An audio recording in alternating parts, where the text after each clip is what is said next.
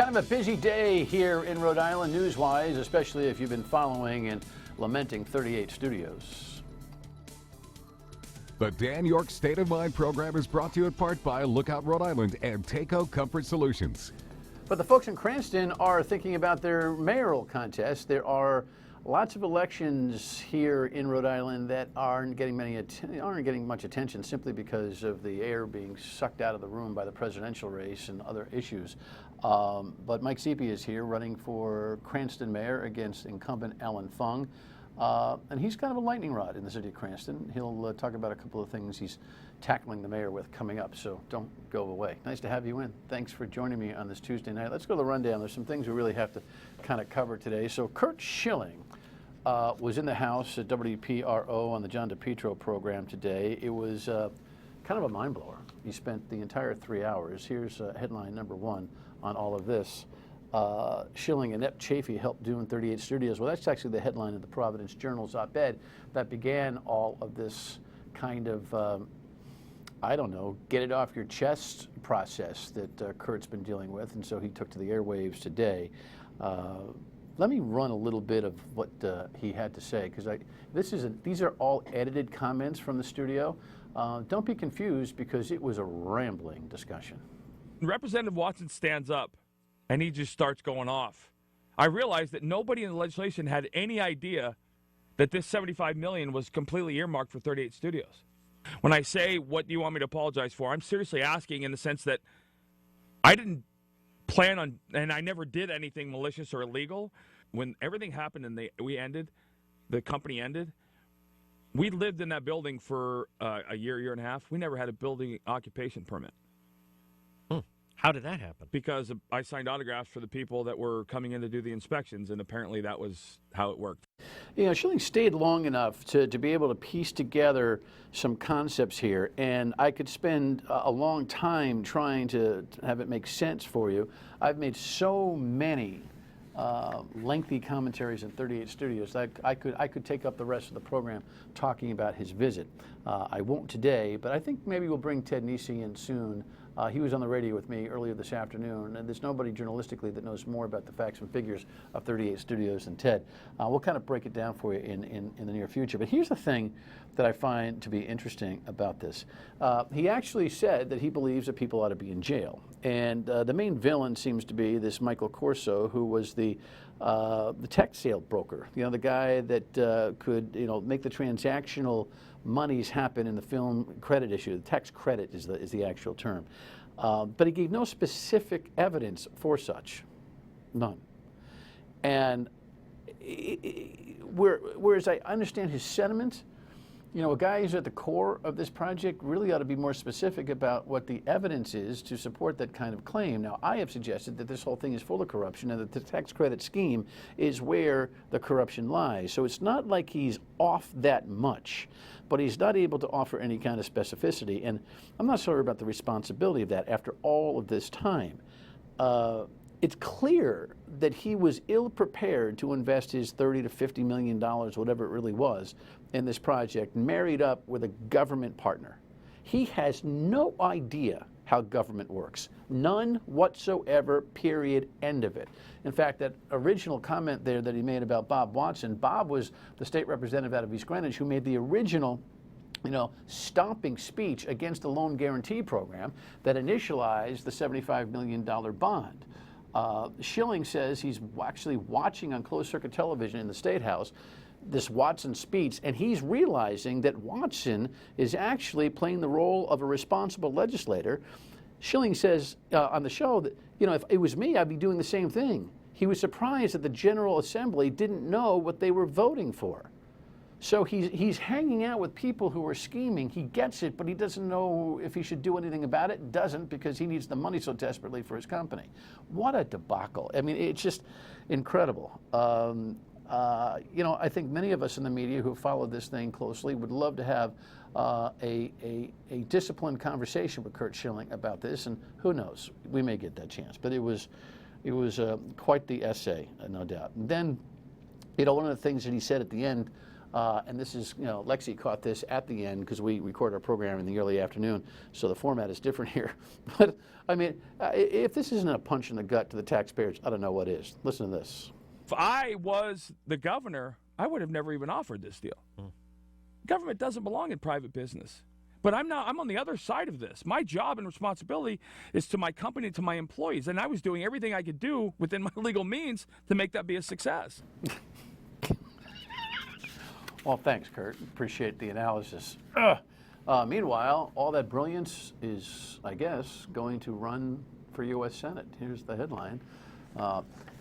Weirdest announcement I've ever seen. He says, I've decided to run against Elizabeth Warren for the U.S. Senate, but I got to tell my wife about it. Okay. Reportedly, at record time here, his wife was on with Matt Allen, my colleague on WPRO today, and reportedly she said she's not sure yet. So I know we're all losing sleep over this one. Unbelievable, just crazy. All right, let's get to the national scene. And just a couple of headlines, and then, of course, it's Melania. But here's Trump's claims of rigged election could hurt his own campaign, says the research. Yesterday on the radio, I was wondering if there's anything he could say that would impact him negatively. Actually, new polling data is starting to roll out that shows, perhaps the American public's common sense is starting to kind of seep in here. And then, of course, he had his little drug test line the other day where he suggested didn't go to Hillary Clinton to take a drug test before the debate. Andy Borowitz at the New Yorker actually had a funny piece on that. Follow this closely. Nation fears drug test would reveal Trump not on drugs. Meaning he'd be out of excuses for this insanity. Too much. All right. In the meantime, Melania gets into the game. 10 days late, but, 2 peas in a pod, I guess. Headline. They're lies, Melania says, about all the groping. They're all the groping. And she blames Billy, because Billy Bush egged on her husband. Watch. I said to my husband that, the language is inappropriate. It's not acceptable. And I was surprised, because that is not the man that I know. Melania Trump insists the man bragging on that 2005 tape months after the couple got married is not her Donald Trump. And when you're a star, they let you do it. You can do anything. Whatever you want. Grab him by the I can do anything. She says Trump was provoked that day. They were kind of a boy talk, and he was lead on, egg on, from the host to say dirty and bad stuff. You feel the host, Billy Bush, was sort of egging him on? Yes. Is that what it is to you, just locker room talk? Yeah, it's kind of two teenage boys. Actually, they should behave better, right? He was 59. Correct. And sometimes I said, I have 2 boys at home. I have my young son and I have my husband. The comments are the first from Mrs. Trump since the Republican National Convention, when parts of her speech were lifted from Michelle Obama's 2008 address. Mrs. Trump told Fox News the media never gave her a fair shake, and that means Bill Clinton's history is fair game. Is it fair for the media to bring up Bill Clinton's past, or for Donald Trump to bring up Bill Clinton's past? Well, if they bring my past, why not? So they're asking for it. They're asking for it. They started. They started from the beginning of the campaign. Her interview was both predictable and pathetic. It really was. Now, you don't pick on spouses in this game, but she's right in the middle of the hunt. She's got some legitimate claims about the New York Post stories about her and her immigrant status and all of that, and I see those as different problems with the media. But this notion and this runaway train that the media has coordinated all these women is just it's the predictable response and the pathetic response. She has absolutely no recognition for what her husband's behavior clearly at least had been, if not is now. And clearly, after they hooked up, got married, and procreated. So I think a lot of America just can't, do anything else but what I just did. Heavy sigh. Then there's the whole Billy Bush. He got the raw end of this deal, sort of. Headline here: Today's Show acknowledges his departure on air. Here's the bad news: Billy Bush got terminated. Here's the good news: Billy Bush got his check, significant millions, and no non-compete. Here's the good news: he got his money, and he'll be hired soon. So it goes at the big show. All right, quick note on this morning's traffic. I guess it was a real tough time getting into the city this morning. This is the pre-dawn traffic, which is not so bad, but the traffic patterns were changed in downtown with the new construction, and the DOT says, mea culpa, mea maxima culpa. We got to do a better job of letting people know in advance about the changes. How come the DOT always tells us they got to do a better job of communicating with us after a lot of people are late for work? I don't know. Progress comes with its challenges. Mike Sepe would say that, right? He wants to make progress in the city of Cranston. Here's a headline in terms of the coverage that's been going on with the mayor's race. Former Democratic Party chairman is back. Mike, good to see you. It's a pleasure to be back, Dan. Welcome. And you find it difficult to be running for mayoralty of the third largest city in Rhode Island amidst all of the presidential and attention that's been going on there? No, not really. No? No. People on the ground are paying attention? Very much so. We've been knocking doors, going ward to ward, and people are very interested this time. And it seems like people want to change. They're kind of sick and tired of what the mayor has done, especially with the police department. That's the big issue that they bring up constantly. Is that they don't like the money that was spent there. And I think that you were one of the first ones to come out and say that people should be reading that police report before they vote for Mayor Fung again. Without question. That's a must read. It is a must read. And, Mayor Fung has been invited to the program, by the way, to talk about his mayoralty and his re-election bid and that report and all those things. But we'll talk about Mike's perspective when we come back. The panhandling issue's got some attention, and he's issued kind of a challenge to Mayor Fung, which I think is legitimate. Stay with us. Welcome back. One of the issues that the candidates in Cranston have been jousting about is this panhandling challenge that every community in America has. Here's the latest from Eyewitness News. A beautiful but busy Friday afternoon in Cranston as the race for mayor continues to heat up. You can't have this party boss calling the shots at City Hall. It's against the mayor, it's politics. No, it's just good government. A war of words following a city council subcommittee's decision on how to handle panhandling. But Mayor Fung said his proposed ordinance would cover so much more than that. That ordinance was designed to protect every individual, from the Boy Scout, cheerleader, firefighters who run into the roadway. The ordinance would prevent people from passing things in and out of cars on busy roads like Sakanasa Crossroad.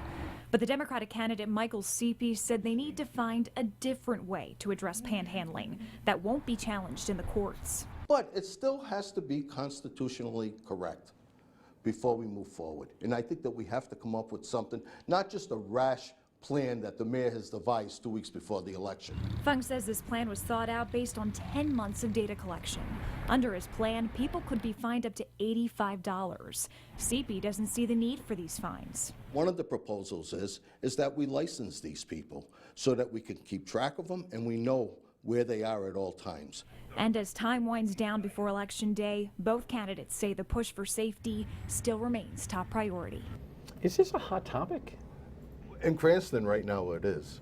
I've been getting a lot of emails pro and con to the subject.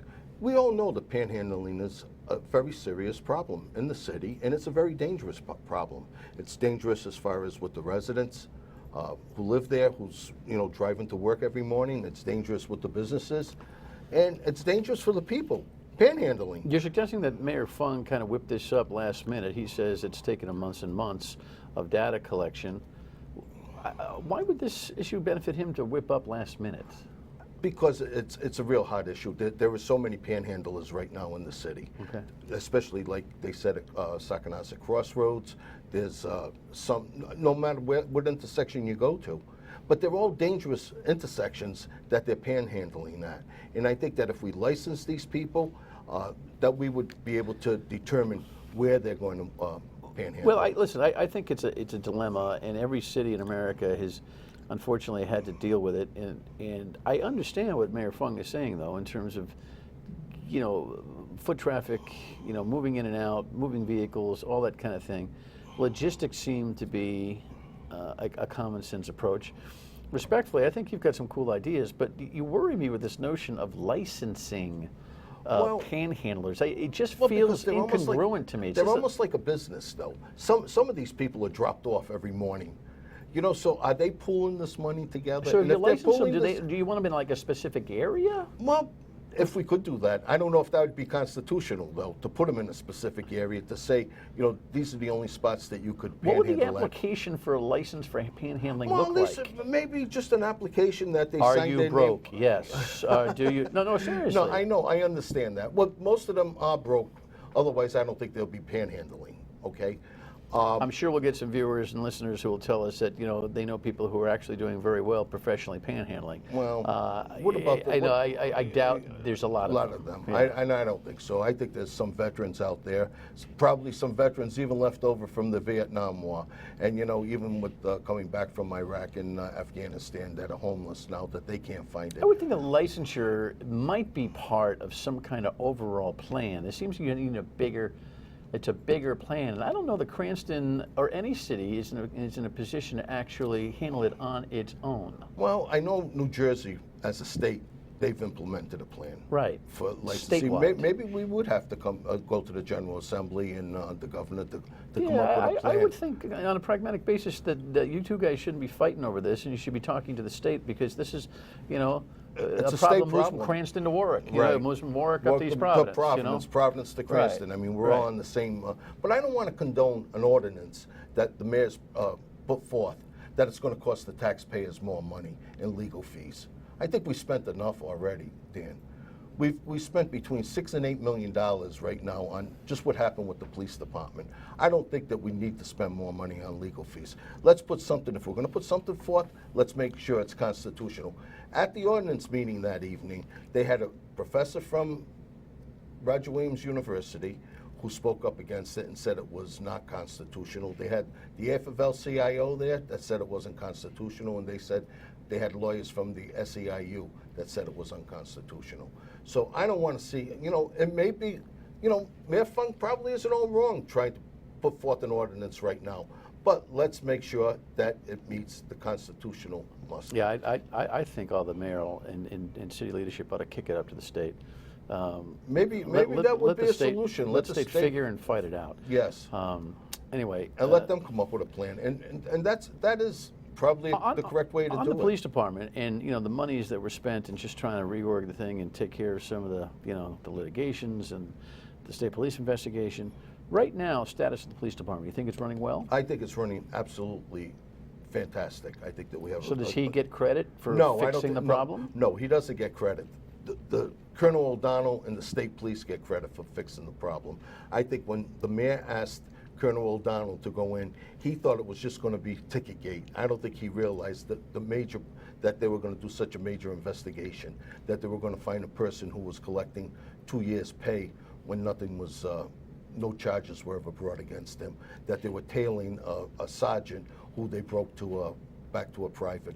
I don't think they thought it was going to cost us. Well, there's no doubt the state police report reeked of looking into, oh my gosh, at the next one, and the next one, and the next one, and it just kept going and going. Well, and we'll going. see if the voters give the incumbent mayor a break on that. But you've asked a good question and issued him a challenge, and when we come back, I want to talk about that. Don't go anywhere.